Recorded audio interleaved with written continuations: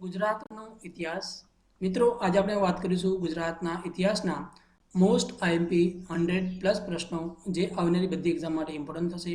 આપ જીપીએસસીની તૈયારી કરતા હો, બિન ક્લાર્કની કરતા હો, એચડીઓની કરતા હો, તલાટીની કરતા હો અથવા તો બીજી કોઈ પણ કોમ્પિટિટિવ એક્ઝામની તૈયારી કરતા હો, આપણા માટે આ ગુજરાતના ઇતિહાસના 100+ એમસીક્યુ જે છે તે ખૂબ જ ઉપયોગી થશે। ઓકે મિત્રો, આ વિડીયો જે છે આપ કમ્પ્લીટલી જોતા રહેશો। કેડી સોનગરા યુટ્યુબ ચેનલમાં આપનું સ્વાગત છે। જો મિત્રો આપ આ ચેનલમાં નવા હો અને આપને આ ચેનલને સબસ્ક્રાઇબ ન કરી હોય તો આ રેડ બટન પર ક્લિક કરશો અને બાજુમાં આવતા બેલ આઇકન પર ક્લિક કરી દેશો, જેને કારણે અમે કોઈ પણ વિડીયો અપલોડ કરી તેની આપની નોટિફિકેશન મળતી રહે। તો મિત્રો આપણે શરૂઆત કરી। સૌપ્રથમ તો આપણો પહેલો ક્વેશ્ચન છે, આપણે ડિસ્પ્લેમાં જોઈ શકાય છે। ઇતિહાસના પિતા તરીકે કોને ઓળખવામાં આવે છે? હેરોડોટ્સ, મેગસ્થનીસ અને એલેક્ઝાન્ડર કનિંઘમ કે પણ નહીં? તો મિત્રો આ જ ક્વેશ્ચન છે। ઓકે, તો ઇતિહાસના પિતા તરીકે આપણે આપણો જવાબ વિચારી લીધો હશે। તો ઇતિહાસના પિતા તરીકે કોને ઓળખવામાં આવે છે? તો હેરોડોટ્સ। ઓકે, તો ઇતિહાસના જો પિતા પૂછાય તો કોણ આવશે? હેરોડોટ્સ આવશે। પછી મિત્રો એવો પ્રશ્ન પૂછાય કે ભારતના ઇતિહાસના પિતા તરીકે કોને ઓળખવામાં આવે છે? તો મિત્રો મેગસ્થનીસ જે છે, ઓકે, તેને ભારતીય ઇતિહાસના પિતા તરીકે ઓળખવામાં આવે છે। ત્યારબાદ આપણે જોઈએ તો ભારતીય પુરાતત્વ ખાતાના જનક તરીકે કોને ઓળખવામાં આવે છે? તો એલેક્ઝાન્ડર કનિંઘમ। ઓકે, તો એલેક્ઝાન્ડર કનિંઘમ જે છે તેને જે ભારતીય પુરાતત્વ ખાતાના જનક તરીકે તે ઓળખવામાં આવે છે। નેક્સ્ટ ક્વેશ્ચન આપણે જોઈએ।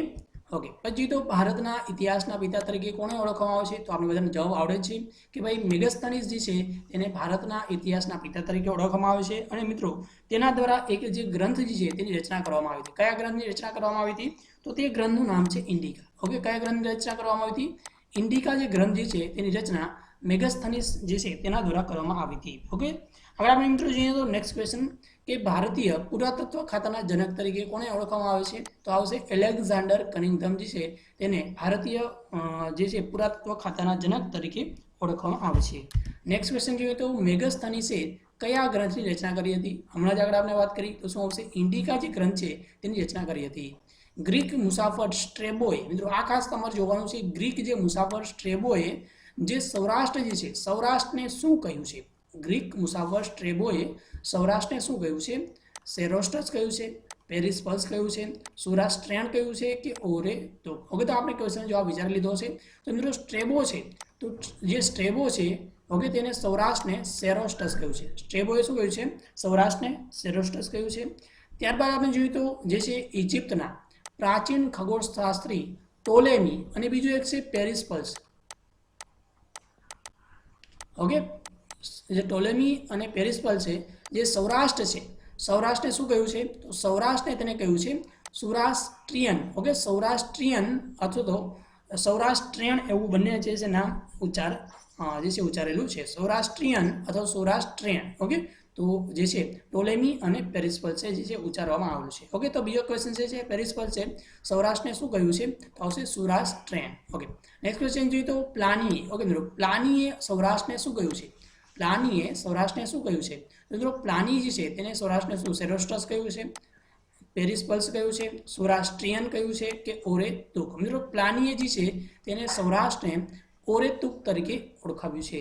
ત્યારબાદ જોઈએ તો ચીની મુસાફર, ચીની જે મુસાફર છે હુ એન સાંગે સોરઠને શું કહ્યું છે?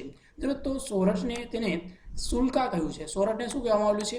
તો ચીની મુસાફરો હુએન સાંગે સોરઠને સુલકા તરીકે વર્ણન કરવામાં આવેલું છે। ગુજરાતનું નામ કયા પ્રદેશ ઉપરથી ઉતરી આવેલું છે? તો ગુજરાત પ્રદેશ કે ગુજર પ્રદેશ કે એક પણ નહીં? તો મિત્રો ગુજરાતનું નામ જે છે એ ગુજર પ્રદેશ ઉપરથી ઉતરી આવેલું છે। ત્યારબાદ આપણે નેક્સ્ટ ક્વેશ્ચન જોઈએ તો સૌપ્રથમ ગુજરાત શબ્દ કયા ગ્રંથમાં જોવા મળે છે? ઓકે, તો સૌપ્રથમ કાનડે જે છે આબુરાસ છે, કાનડે પ્રબંધ છે, એ બી બંને છે કે ઓપ્શન નંબર ડી એક પણ નહીં? તો મિત્રો સૌપ્રથમ જે છે ગુજરાત શબ્દનો ઉલ્લેખ જે છે શેમાં જોવા મળે છે? આબુરાસમાં। મિત્રો આબુરાસની જે રચના છે 1233માં કરવામાં આવી। ક્યારે કરવામાં આવી હતી? 1233માં આબુરાસ જે છે તેની રચના કરવામાં આવી હતી। ત્યારબાદ મિત્રો આપણે જોઈ શકાય છે કે ભાઈ જે છે કાનડે પ્રબંધ, મિત્રો કાનડે પ્રબંધ જે છે તેની રચના જે 1456માં થઈ હતી। ક્યારે થઈ હતી? કાનડે પ્રબંધની રચના 1400 અને ક્યારે થઈ હતી? 56માં થઈ હતી। ઓકે, 1456માં। મિત્રો બીજો એક ક્વેશ્ચન એવો પ્રશ્ન પૂછાય કે ગુજરાત નામનો વિશ્વસનીય ઉલ્લેખ જે છે તે શેમાં જોવા મળે છે? ઓકે, ગુજરાત નામનો વિશ્વસનીય ઉલ્લેખ શેમાં જોવા મળે છે? તો કાનડે પ્રબંધ જે છે તે ગુજરાત નામનો વિશ્વસનીય ઉલ્લેખ જે છે તે કાનડ જે છે પ્રબંધ છે તેમાં જોવા મળે છે. તેની રચના 1956માં કરવામાં આવી છે. ત્યારબાદનો નેક્સ્ટ ક્વેશ્ચન જોઈએ તો આબુ રાસની રચના ક્યારે કરવામાં આવેલી છે? આપણે બધાને આવડે છે 1233માં આબુ રાસની રચના કરવામાં આવી હતી. કાનડે પ્રબંધ છે તેની રચના ક્યારે કરવામાં 1456માં કાનડે પ્રબંધ જે છે તેની રચના થઈ હતી. પછી આપણે નેક્સ્ટ ક્વેશ્ચન જોઈએ તો ઈસવીસન 1948માં કાઠિયાવાડમાં કુલ કેટલા રજવાડાઓનું યુનાઇટેડ સ્ટેટ ઓફ સૌરાષ્ટ્રની રચના થઈ હતી? ઓકે, તો 222 છે, 233 છે, 244 છે, કે 266 છે. આ જે ક્વેશ્ચન છે તેનો સાચો જવાબ આવશે 222. ઓકે, ઈસવીસન 1948માં કાઠિયાવાડમાં કુલ કેટલા રજવાડાઓનું યુનાઇટેડ સ્ટેટ ઓફ સૌરાષ્ટ્રની રચના થઈ હતી? તો 222 જે રજવાડાઓ છે એનું યુનાઇટેડ સ્ટેટ ઓફ સૌરાષ્ટ્રની રચના થઈ હતી. આઝાદી પછી ક્યારે ગુજરાતને દ્વિભાષી બૃહદ મુંબઈ રાજ્ય બનાવવામાં આવ્યું? ઓકે, તો આઝાદી પછી ગુજરાતને દ્વિભાષી રાજ્ય બૃહદ મુંબઈ રાજ્ય બનાવવામાં આવ્યું. તો 1956, 1965, 1957 કે 1958. તો આ જે ક્વેશ્ચન છે તેનો સાચો જવાબ આવશે ઈસવીસન 1956માં જે 1 નવેમ્બર 1956ના રોજ ગુજરાતને દ્વિભાષી રાજ્ય બૃહદ મુંબઈ રાજ્ય તરીકે જે જાહેર કરવામાં આવ્યું હતું. ઓકે, એટલે બન્યું હતું. ત્યારબાદ નેક્સ્ટ ક્વેશ્ચન જોઈએ તો કયા સમયગાળા દરમિયાન લિપિની શોધ થઈ ન હતી? ઓકે, તો કયા સમયગાળા દરમિયાન લિપિની શોધ ન થઈ હતી? જો પ્રાગ ઐતિહાસિક કાળ છે, આદ્ય ઐતિહાસિક કાળ છે, ઐતિહાસિક કાળ છે કે એક પણ નહીં? તો આ જે ક્વેશ્ચન છે તેનો સાચો જવાબ આવશે પ્રાગ ઐતિહાસિક કાળ દરમિયાન. કયા કાળ દરમિયાન? પ્રાગ ઐતિહાસિક કાળ દરમિયાન લિપિની શોધ ન થઈ હતી. એટલે કે મિત્રો કોઈ પણ વ્યક્તિ જે છે તે લખવાનું જાણતા ન હતા, એટલે કે કોઈ પણ પ્રકારનું લખાણ ત્યાંથી મળતું નથી. એટલે કે પ્રાગ ઐતિહાસિક કાળ દરમિયાન લિપિની શોધ ન થઈ હતી. ત્યારબાદ નેક્સ્ટ ક્વેશ્ચન છે કયા કાળ દરમિયાન લિપિની શોધ થઈ હતી? ઓકે, તો આ તો પ્રાગ ઐતિહાસિક કાળ છે, આદ્ય ઐતિહાસિક કાળ છે અને ઐતિહાસિક કાળ છે. તો મિત્રો લિપિની શોધ થઈ. ઓકે, તો કયા કાળ દરમિયાન લિપિની શોધ થઈ? તો આ જે ક્વેશ્ચન છે તેનો સાચો જવાબ આવશે ઐતિહાસિક કાળ દરમિયાન લિપિની શોધ થઈ હતી. અને મિત્રો જો એવો પ્રશ્ન પૂછાય કે ભાઈ લિપિની શોધ થઈ હતી પણ તેનો ઉકેલાઈ ન હતી. ઓકે, તો લિપિની શોધ થઈ પણ ઉકેલાઈ નહોતી. ઓકે, આવું જો વર્ણન પૂછાય ઓકે તો આવશે આદ્ય ઐતિહાસિક કાળ. ઓકે, તો આદ્ય ઐતિહાસિક કાળ દરમિયાન લિપિ હતી પણ તેનો ઉકેલ કોઈ હતો નહીં. ઓકે, તો મૌખિક સાહિત્યનું અલગ અલગ જ્ઞાન હતું. આગળ મિત્રો જોઈએ તો કયા યુગ દરમિયાન તાંબાની શોધ થઈ? મિત્રો આ ખાસ એક્ઝામની અંદર પ્રશ્ન પૂછાય છે કયા યુગ દરમિયાન તાંબાની શોધ થઈ હતી? તો આ જે ક્વેશ્ચન છે તેનો સાચો જવાબ આવશે નૂતન પાષાણ યુગ. ઓકે, તો નૂતન પાષાણ યુગ છે તે દરમિયાન જે તાંબાની શોધ થઈ હતી. આના સિવાય મિત્રો આપણે જોઈએ તો જે નૂતન પાષાણ યુગ છે તે દરમિયાન જે માનવી છે તે સ્થાયી જીવન ગાળવા માંડ્યો હતો અને મિત્રો તે ધાન્ય આરગતો થયો હતો અને ધાન્યનું જે મોસમી ઉત્પાદન જે છે ઉત્પાદન કરતો પણ થયો હતો. ઓકે, તો આપણો પ્રશ્ન પૂછે. અથવા તો આના સિવાય મિત્રો બીજું આમાં જે છે કે કૃષિ અને પશુપાલનની શોધ પણ થઈ હતી. ઓકે, તો કૃષિ અને પશુપાલનની શોધ પણ નૂતન પાષાણ યુગ દરમિયાન થઈ હતી. ઓકે, કયા યુગ દરમિયાન કૃષિ અને પશુપાલનની શોધ થઈ હતી? તો પણ ક્વેશ્ચન છે તેનો સાચો જવાબ શું આવશે? નૂતન પાષાણ યુગ દરમિયાન કૃષિ અને પશુપાલનની શોધ થઈ હતી. કયા યુગ દરમિયાન માનવ જે છે એક ઠેકાણે સ્થિર રહેવા લાગ્યો હતો? મિત્રો કયા યુગ દરમિયાન માનવ જે છે એક ઠેકાણે સ્થિર રહેવા લાગ્યો હતો? તો મિત્રો આના માટે આપણી પાસે બે અલગ અલગ ઓપ્શન્સ આવી શકે છે. ઓકે, તો મધ્ય પાષાણ યુગ પણ આવી શકે છે. ઓકે, આપણી પાસે બે જવાબ મધ્ય પાષાણ યુગ પણ આવી શકે છે અને નૂતન પાષાણ યુગ પણ આવી શકે છે. હવે જો ક્વેશ્ચન્સમાં એવું પૂછાય કે માનવ એક ઠેકાણે સ્થિર રહેવા લાગ્યો અને માટીના વાસણો જો વાપરતો થયો એવો પ્રશ્ન પૂછાય. ઓકે, માણસ જે છે એક ઠેકાણે સ્થિર રહેવા લાગ્યો અને માટીના જો વાસણ વાપરતો થયો તો જેવો પ્રશ્ન હોય તો મધ્ય પાષાણ યુગ આવશે. તો શું આવશે? માટીના વાસણ આવે તો શું યાદ રાખવાનું? મ ઉપરથી મ યાદ રાખવાનું. માટીના વાસણ વાપરતો થયો તો આવશે મધ્ય પાષાણ યુગ. અને એવું પ્રશ્ન પૂછાય કે ધાન્ય આરગતો થયો અને ધાન્યનું મોસમી ઉત્પાદન કરતો થયો એવો પ્રશ્ન પૂછાય તો નૂતન પાષાણ યુગ. ઓકે, નૂતન પાષાણ યુગ દરમિયાન તે માનવી જે છે ધાન્ય આરગતો થયો હતો અને ધાન્યનું જે છે મોસમી ઉત્પાદન કરતો થયો હતો. ઓકે, તો આ પણ પ્રશ્ન ખાસ ઇમ્પોર્ટન્ટ છે. અને મિત્રો આના સિવાય આપણે આગળ એક વાત કરી હતી કે જે સૌપ્રથમ જે ધાતુ શોધાય એટલે કે તાંબુ જે ધાતુ શોધાયું તે પણ નૂતન પાષાણ યુગ દરમિયાન શોધાયું. તો સૌપ્રથમ જો ધાતુ શોધાય તે કઈ છે? તાંબુ છે. ઓકે, તાંબુ સૌપ્રથમ શોધાયું હતું. ત્યારબાદ જે શોધાયું હતું તે સોનું. ઓકે, તાંબુ પછી સોનું શોધાણું. ત્યારબાદ જે શોધાણું હોય તો રૂપું છે. રૂપું અથવા તો તેને ચાંદી તરીકે પણ ઓળખવામાં આવે છે. અને એના પછી જે શોધ થઈ હોય તો કાંસુ. કેસીની શોધ થઈ હતી? કાંસુની થઈ. અને લાસ્ટમાં જોઈએ તો લોહ એટલે કે લોખંડની જે શોધ છે સૌથી છેલ્લેથી હતી. ઓકે, તો આમાં અલગ અલગ 4 યુગ છે, પણ તામ્ર યુગ છે, કાંસ્ય યુગ છે અને લોહ યુગ જે છે તેનું પણ વર્ણન જોવા મળે છે. ત્યારબાદ નેક્સ્ટ ક્વેશ્ચન જોઈએ તો કયા યુગમાં માનવ જે છે ટીંબા પર વસવાટ કરતો થયો હતો? મિત્રો, કયા યુગ દરમિયાન માનવ જે છે ટીંબા પર વસવાટ કરતો થયો હતો? અંત્ય પ્રાચીન પાષાણ યુગ, પ્રાચીન પાષાણ યુગ, મધ્ય પાષાણ યુગ કે નૂતન પાષાણ યુગ? તો આ જે ક્વેશ્ચન છે, માનવી જે છે ટીંબા પર વસવાટ કરતો થયો હતો, આ જે ક્વેશ્ચન છે તેનો સાચો જવાબ આવશે અંત્ય પ્રાચીન પાષાણ યુગ. શું આવશે? અંત્ય પ્રાચીન પાષાણ યુગ દરમિયાન માનવી જે છે તે ટેકરા પર અથવા ટીંબા પર વસવાટ કરતો થયો હતો. આના સિંદરો જે તે શિકાર કરવા માટે જે અકીકના તીક્ષ્ણ જે અલગ અલગ હથિયારો જે છે તેનો ઉપયોગ પણ કરતો થયો હતો. ઓકે, આ પણ ખાસ એક્ઝામની અંદર પ્રશ્ન પૂછાઈ શકે છે. ઓકે, નેક્સ્ટ ક્વેશ્ચન આપણે જોઈએ. એના પછી કયા યુગમાં માનવી શિકાર કરવા માટે અકીકના તીક્ષ્ણ ઓજારોનો ઉપયોગ કરતો થયો હતો? અંત્ય પ્રાચીન પાષાણ યુગ, પ્રાચીન પાષાણ યુગ, મધ્ય પાષાણ યુગ કે નૂતન પાષાણ યુગ? તો આ પણ જે ક્વેશ્ચન છે તેનો સાચો જવાબ શું આવશે? અંત્ય પ્રાચીન પાષાણ યુગ દરમિયાન માનવી જે છે શિકાર કરવા માટે જે અકીકના તીક્ષ્ણ હથિયારો જે છે તેનો ઉપયોગ કરતો થયો હતો. ઓકે, નેક્સ્ટ ક્વેશ્ચન જોઈએ. કયા યુગમાં જે છે ડેકન ટ્રેપ અસ્તિત્વમાં આવ્યો? મિત્રો, કયા યુગમાં જે છે ડેકન ટ્રેપ અસ્તિત્વમાં આવ્યો? આ જે ક્વેશ્ચન છે તેના માટે અલગ અલગ ઓપ્શન છે. પ્રાચીન જીવમય યુગ, મધ્યમ જે છે જીવમય યુગ, નૂતન જીવમય યુગ કે માનવ જીવમય યુગ? તો આ જે ક્વેશ્ચન છે તેનો સાચો જવાબ આવશે નૂતન જીવમય યુગ. ઓકે, તો નૂતન જીવમય યુગમાં જે છે ડ્રેકન ટ્રેપ જે છે તે અસ્તિત્વમાં આવ્યો હતો, જે ગિરનાર અને પાવાગઢમાં તમને જોવા મળશે. ઓકે, અને આના સિવાય જોઈએ તો અકીક અને તેલના ખનિજના આ સ્તરો પણ અહીં જોવા મળે છે. ઓકે, નેક્સ્ટ ક્વેશ્ચન આપણે જોઈએ. ઓકે, કયા યુગમાં માનવ જે છે તે ચામડાના કપડાં તથા વલ્કલ પહેરતો થયો હતો? મિત્રો, કયા યુગમાં જે માણસ જે છે ચામડાના કપડાં અને વલ્કલ પહેરતો થયો હતો? તો આ જે ક્વેશ્ચન છે એનો સાચો જવાબ આવશે કે ભાઈ મધ્ય પ્રાચીન પાષાણ યુગ. ઓકે, તો મધ્ય પ્રાચીન પાષાણ યુગ દરમિયાન માનવી જે છે તે ચામડાના કપડાં અને વલ્કલ પહેરતો થયો હતો. ત્યારબાદ નેક્સ્ટ ક્વેશ્ચન આપણે જોઈએ તો ધાતુની શોધમાં સૌપ્રથમ કઈ ધાતુ શોધાઈ હતી? ઓકે, તો તાંબુ સૌપ્રથમ શોધાયું હતું. ત્યારબાદ સોનું, પછી રૂપું એટલે કે ચાંદી. ઓકે, સોનું, રૂપું એટલે કે ચાંદી, પછી કાંસુ અને લાસ્ટમાં જોઈએ તો લોહ જે ધાતુ જે છે તે શોધાઈ હતી. પછી તો વાઘેલા, ગુજરાતનો છેલ્લો રાજવંશ કયો છે?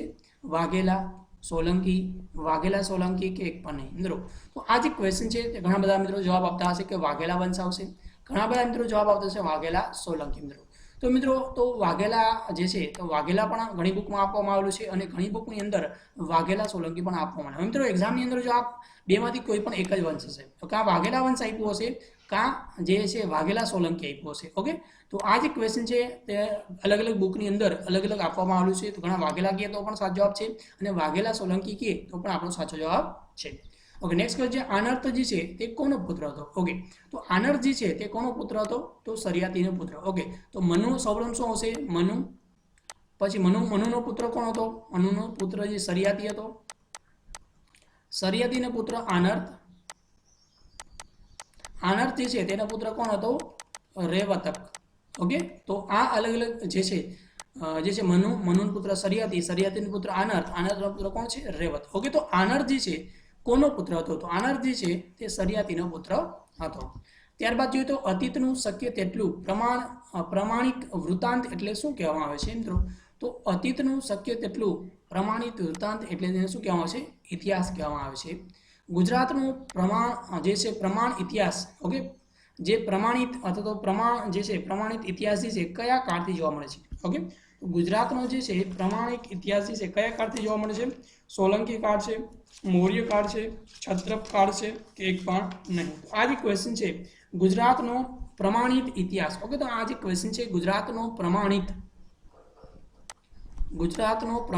ઇતિહાસ કયા કાળથી જોવા મળે છે? તો આ જે ક્વેશ્ચન છે તેનો સાચો જવાબ આવશે મૌર્ય કાળથી છે ગુજરાતનો પ્રમાણિત ઇતિહાસ જોવા મળે છે. તો મૌર્ય કાળ જે છે તેનો સમયગાળો ક્યાં આવશે? ઈસવીસન પૂર્વ 322 થી લઈ અને 185. ઓકે, 322 થી લઈ અને 185 નો જે સમયગાળો છે ગુજરાતમાં જે પ્રમાણિત ઇતિહાસ જોવા મળે છે મૌર્ય કાળ છે. મિત્રો, આના સિવાય આપણે જોઈએ મિત્રો આ જે મૌર્ય કાળ જે છે તેનો ઉલ્લેખ જે છે, ઓકે, તો શેમાં જોવા મળે છે? તો આનો ઉલ્લેખ જે છે અલગ અલગ જે શું કહેવામાં આવે છે શિલાલેખો જે છે તેના ઉપરથી જોવા મળે છે કે જૂનાગઢના શિલાલેખમાંથી પણ મૌર્ય કાળ જે છે તેનો ઇતિહાસ જાણવા મળે છે। આના સિવાય જોઈએ તો કૌટિલ્યનું અર્થશાસ્ત્ર, મહાવંશ, દીપવંશ જે છે તેવા ગ્રંથો જે છે તેમાંથી પણ આ જે માહિતી જે છે તે જાણવા મળે છે। મિત્રો તો મૌર્ય વંશનો જે રાજા હતો એ કોણ હતો? તો ચંદ્રગુપ્ત મૌર્ય। ઓકે, તો મૌર્ય વંશનો રાજા કોણ હતો? ચંદ્રગુપ્ત મૌર્ય હતો। અને મિત્રો અને તેને આજે રાજ્ય જે છે તે કૌટિલ્યની મદદથી ચંદ્રગુપ્તે જે છે 25 વર્ષ જે છે તે સત્તા જે છે એટલે કે સત્તા સ્થાપી હતી। ઓકે, કૌટિલ્યની મદદથી। અને મિત્રો પુરાણોમાં, ઓકે, તો પુરાણોમાં ચંદ્રગુપ્તને શું કહેવામાં આવે છે? પુરાણોમાં ચંદ્રગુપ્તને શુદ્ર કહેવામાં આવે છે। અને મિત્રો જોઈએ તો બૌદ્ધ અને જૈન ગ્રંથો જે છે તેમાં જે ચંદ્રગુપ્ત જે છે તેને ક્ષત્રિય તરીકે ઓળખવામાં આવે છે। ઓકે, ક્ષત્રિય તરીકે ગણવામાં આવે છે। ઓકે, તો આ પણ ખાસ આપણા માટે એક્ઝામ જે છે એક્ઝામ માટે ઇમ્પોર્ટન્ટ છે। ઓકે, આના પછી આપણે નેક્સ્ટ ક્વેશ્ચન આપણે જોઈએ ક્વેશ્ચન્સ પાષાણ યુગના આદિમાનવના ગુફા ચિત્રોમાં કયા આલેખન જોવા મળે છે? ઓકે, તો પાષાણ યુગના આદિમાનવના ગુફા ચિત્રોમાં કયા આલેખન જોવા મળે છે? માણસ, પશુ, પંખી, આ બંને, એક પણ નહીં। તો આ જે ક્વેશ્ચન છે તેનો સાચો જવાબ આવશે પશુ અને પંખી જે છે તેના જે છે આલેખન જોવા મળે છે। દિલ્હી વિભાગ ભૂસ્તર જે છે ભૂસ્તર ગુજરાતમાં ક્યાં જોવા મળે છે? દાંતા, પાલનપુર, ઈડરની આસપાસ કે ઉપરના બધા? તો આ જે ક્વેશ્ચન છે તેનો સાચો જવાબ આવશે ઉપરના બધા। દિલ્હી વિભાગ ભૂસ્તર ગુજરાતના ક્યાં જોવા મળે છે? દાંતા, પાલનપુર અને ઈડરની આસપાસ જે છે તે તમને જોવા મળે છે। હડપ્પા નગર જે છે તેની શોધ કોણે કરી હતી? રાય બહાદુર દયારામ સાહની, રખાલદાસ બેનર્જી, બંને કે એક પણ નહીં? આ જે ક્વેશ્ચન છે હડપ્પા નગર જે છે તેની શોધ આપણા બધાને આવડતું હશે। તો હડપ્પા નગર જે છે તેની શોધ કોના દ્વારા કરવામાં આવી હતી? તો રાય બહાદુર દયારામ સાહની। ઓકે, રાય બહાદુર દયારામ સાહની દ્વારા હડપ્પા નગરની શોધ કરવામાં આવી હતી। અને મિત્રો હડપ્પા નગર જે છે તેની શોધ ક્યારે કરવામાં આવી હતી? હડપ્પા નગરની શોધ ઈસવીસન 1921માં કરવામાં આવી હતી। તે રાવી નદીને કિનારે આવેલું। હડપ્પા ક્યાં છે? હડપ્પા તો રાવી નદીને કિનારે આવેલું છે। અને મિત્રો તો હડપ્પા અત્યારે ક્યાં આવેલું છે? પંજાબના મોન્ટગોમરી જિલ્લામાં આવેલું છે। ઓકે, તો મોન્ટગોમરી જે છે મોન્ટગોમરી ક્યાં આવેલું છે? જો હડપ્પા નગર જે છે તેની શોધ ક્યારે થઈ હતી? ઈસવીસન 1921માં થઈ હતી। કોને કરી હતી? રાય બહાદુર દયારામ સાહનીએ કરી હતી। હડપ્પા જે છે તે રાવી નદીને કિનારે આવેલું છે અને તે પંજાબના મોન્ટગોમરી જિલ્લો જે છે ત્યાં આવેલું છે। ત્યારબાદ મિત્રો જોઈએ તો જો મોહેંજો-દડો પૂછાય, ઓકે, તો મોહેંજો-દડો નગર જે છે તેની શોધ ક્યારે થઈ હતી? તો મોહેંજો-દડો નગર જે છે તેની શોધ ઈસવીસન 1922માં થઈ હતી। તે કઈ નદીને કિનારે આવેલું છે? તો સિંધુ નદી જે છે, ઓકે, તો સિંધુ જે નદી છે તેના કિનારે આવેલું છે। અને મિત્રો તે સિંધુ નદીની કિનારે આવેલું છે અને જે સિંધુ પ્રાંતના લારખાના જિલ્લામાં આવેલું છે। ક્યાં આવશે? લારખાના જે જિલ્લામાં ત્યાં જે સ્થળ આવેલું છે। ઓકે, તો અત્યારે તો આ બંને જે સ્થળ છે તે પાકિસ્તાનમાં આવે છે। ઓકે, તો નેક્સ્ટ ક્વેશ્ચન આપણે જોઈએ તો હડપ્પા નગરની શોધ ક્યારે થઈ હતી? હડપ્પા 1921 થઈ હતી। હડપ્પા નગર કઈ નદીની કિનારે આવેલું છે? હડપ્પા રાવી નદીની કિનારે આવેલું છે। મોહેંજો-દડો નગરની શોધ કોણે કરી હતી? રખાલદાસ બેનર્જીએ કરી હતી। મોહેંજો-દડો નગરની શોધ ક્યારે થઈ હતી? તો મોહેંજો-દડો નગર છે તેની શોધ ઈસવીસન 1922માં થઈ હતી। મોહેંજો-દડો નગર કઈ નદીને કિનારે આવેલું છે? ઓકે, તો સિંધુ નદી છે, સિંધુ નદીને કિનારે આવેલું છે। લોથલની શોધ કોણે કરી હતી? આ જે ક્વેશ્ચન છે લોથલની શોધ કોણે કરી હતી? S.R. રાવ, ડોક્ટર હસમુખ સાંકળિયા, માધવ સ્વરૂપ વત્સ કે જેપી જોશી? મિત્રો લોથલની જે શોધ છે તે S.R. રાવ દ્વારા કરવામાં આવી હતી। કોના દ્વારા કરવામાં આવી હતી? S.R. રાવ દ્વારા કરવામાં આવી હતી। અને ક્યારે? ઈસવીસન 1954માં આ લોથલ જે સ્થળ જે છે તેની શોધ કરવામાં આવી હતી મિત્રો। હવે મિત્રો લોથલ જે છે તે કઈ નદીને કિનારે આવેલું છે? તો લોથલ જે છે તે ભોગાવો નદીને કિનારે આવેલું છે। લોથલ ક્યાં આવેલું છે? ભોગાવો નદીને કિનારે આવેલું છે। અને લોથલ કયા જિલ્લામાં આવેલું છે? લોથલ જિલ્લો પૂછાય તો અમદાવાદ જિલ્લામાં આવેલું। ઓકે, લોથલ કયા જિલ્લામાં આવેલું છે? અમદાવાદ જિલ્લામાં આવેલું છે। ઓકે, તેની શોધ ઈસવીસન 1954માં S.R. રાવ દ્વારા કરવામાં આવી હતી। મિત્રો સૌપ્રથમ જો સ્થળ શોધાયું હોય તો સ્થળ કયું છે? રંગપુર છે। કયું સ્થળ છે? રંગપુર જે છે તેની સૌપ્રથમ શોધ થઈ હતી અને ક્યારે? ઈસવીસન 1931માં થઈ હતી। રંગપુર કઈ નદીને કિનારે છે? તો ભાદર નદીને કિનારે આવેલું છે। અને મિત્રો તે જિલ્લો કયા જિલ્લામાં આવશે? તો ભાદર જે છે તેને સુરેન્દ્રનગર જિલ્લો, ઓકે, સુરેન્દ્રનગર જિલ્લામાં આવેલું છે। અને તેની શોધ માધવ સ્વરૂપ વત્સ કરે। ઓકે, તો માધવ સ્વરૂપ વત્સ દ્વારા જે છે, ઓકે, તો તેના દ્વારા આજે રંગપુર જે છે તેની શોધ કરવામાં। ઓકે, રંગપુરની શોધ ઈસવીસન 1931માં થઈ હતી। ભાદર નદીની કિનારે આવેલું છે, સુરેન્દ્રનગર જિલ્લામાં આવેલું છે। અને માધવ સ્વરૂપ વત્સ દ્વારા જે રંગપુર જે છે તેની શોધ કરવામાં આવી હતી। મિત્રો લોથલની જે શોધ ક્યારે થઈ હતી? ઈસવીસન 1954માં, જે આગળ આપણે વાત કરી લીધી છે. ઓકે, અને લોથલ જે છે કઈ નદીને કિનારે આવેલું છે? લોથલ જે છે પૂછાય તો ભોગાવો નદી આવશે. કઈ નદી આવશે મિત્રો? નદી પૂછાય તો ભોગાવો નદી. ઓકે, ભોગાવો નદીને કિનારે લોથલ જે છે તે આવેલું છે. ગોદી જે છે તે ક્યાંથી મળી આવેલું મિત્રો? ગોદી જે છે તે ક્યાંથી મળી આવેલું છે? લોથલ, રંગપુર, ધોળાવીરા કે સુરકોટડા? તો મિત્રો આ જે ગોદી જે છે, ઓકે, તો ગોદી ક્યાંથી મળી આવેલી છે? તો આ ગોદી જે છે તે આપણી પાસે અલગ અલગ 4 ઓપ્શન છે, તેમાં સાચો જવાબ આવશે કે ગોદી જે છે તે લોથલમાંથી મળી આવેલી છે. ઓકે, ગોદી એટલે શું? જહાજોની જે ગોદી છે એક વિશાળ છે. મિત્રો આ જે ગોદી જે છે, ઓકે, તેની લંબાઈ અને પહોળાઈ જે આપવામાં આવેલી છે, તેની લંબાઈ જે છે 126 મીટર છે. કેટલી છે? લંબાઈ જે છે 126 મીટર છે. અને મિત્રો તેની જે પહોળાઈ છે, ઓકે, પહોળાઈ કેટલી છે? 30 મીટર છે. અને મિત્રો તેનો પ્રવેશ દ્વાર, ઓકે, તો જે છે પહોળાઈ કેટલી છે? 30 મીટર છે. અને મિત્રો તેનો પ્રવેશ દ્વાર જે છે, ઓકે, પ્રવેશ દ્વાર છે તેની પહોળાઈ પણ કેટલી છે? 12 મીટર જેટલી જે પહોળાઈનો આ પ્રવેશ દ્વાર પણ રહેલો છે. ઓકે, અને મિત્રો જોઈએ તો આ જે લોથલ છે તેમાં 2 અલગ અલગ જે ગઢ જે છે વિભાગ આવેલા છે. એમાં દુર્ગ, ઓકે, તો 2 અલગ અલગ વિભાગ છે. કેટલા વિભાગ છે? 2 વિભાગ છે. તેમાં જે એક દુર્ગ અથવા તો તેને ગઢી તરીકે પણ ઓળખવામાં આવે છે. અને બીજો એક સ્થળ છે નીચલું નગર. ઓકે, બીજું કયું છે? નીચલું નગર જે છે એ જોવા મળે છે. ઓકે, આના સિવાય મિત્રો જોઈએ તો જે ઈસવીસન 1954માં પણ શોધ કરવામાં આવી હતી અને ઈસવીસન 1962માં પણ કરવામાં આવી. ઓકે, તો માધવ સ્વરૂપ SR રાવ દ્વારા જે લોથલની શોધ ઈસવીસન 1954માં પણ થઈ હતી અને ઈસવીસન 1962માં. ઓકે, ઈસવીસન 1954માં અને બીજી ઈસવીસન 1962માં પણ જે SR રાવ દ્વારા કરવામાં આવી. ઓકે, ઈસવીસન 1962માં SR રાવ દ્વારા. ઓકે, લોથલનો અર્થ શું થાય? તો લોથલનો અર્થ થાય લાશનો ઢગલો. ઓકે, મરેલાનો ટેકરો અથવા લાશ જે છે તેવો તેનો મતલબ થતો હોય છે. ઓકે, આના સિવાય મિત્રો લોથલમાંથી બીજી શું વસ્તુ મળી આવે છે? તો દિશા માપક યંત્ર. દિશા માપક, ઓકે, એટલે કે દિશા માપવા માટેનું યંત્ર પણ ત્યાંથી મળી આવેલું છે. ઓકે, તો આ પણ પ્રશ્ન પૂછાય. ઓકે, આના સિવાય મિત્રો જોઈએ તો શતરંજ માટેની રમતના જે સાધનો પણ મળી આવેલા છે. શતરંજ, ઓકે, શતરંજની રમત માટેના સાધનો પણ જે છે તે મળી આવેલા છે. અને 21 જેટલા હાડપિંજર જે છે તે પણ અહીં લોથલ ખાતેથી મળી આવેલા છે. નેક્સ્ટ ક્વેશ્ચન જોઈએ તો દિશા માપક યંત્ર જે છે તે ક્યાંથી મળી આવેલું છે? લોથલ, રંગપુર, ધોળાવીરા કે સુરકોટડા? તો આ જે ક્વેશ્ચન છે તેનો પણ સાચો જવાબ શું આવશે? લોથલમાંથી મળી આવેલું છે. લઘુ હડપ્પા અથવા તો લઘુ મોહેંજો-દડો તરીકે કયા જે સ્થળને ઓળખવામાં આવે છે? તો મિત્રો લઘુ હડપ્પા અથવા લઘુ મોહેંજો-દડો તરીકે લોથલને ઓળખવામાં આવે છે. કેને ઓળખવામાં આવે છે? લોથલને ઓળખવામાં આવે છે.